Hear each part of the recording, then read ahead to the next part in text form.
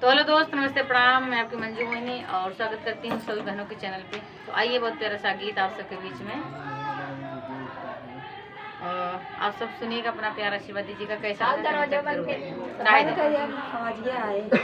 गजब तोहरी चोटी ये हो जेठानी, गजब तोहरी चोटी ये हो जेठानी। कवने स्कूलवा में कैलू पढ़ाई, कवने स्कूलवा में कैलू पढ़ाई। नियत तोहरी छोटी ये हो जेठानी, नियत तोहरी छोटी ये हो जेठानी।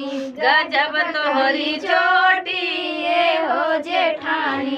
कवने ही चक्की के खैलू तू आटा, कवने ही चक्की के खैलू तू आटा, खैलू तू आटा, खैलू तू आटा। भइल इतनी मोटी ये हो जेठानी, भइल इतनी मोटी ये हो जेठानी। गजब तोहरी छोटी ये हो जेठानी, गजब तोहरी छोटी ये हो जेठानी। सास ननद संगे पेट नहीं भारे, सास ननद संगे पेट नहीं भारे। चोरई के खैलू रोटी ये हो जेठानी, चोरई के खैलू रोटी ये हो जेठानी। गजब तोहरी छोटी ये हो जेठानी, गजब तोहरी छोटी ये हो जेठानी। कवने मरद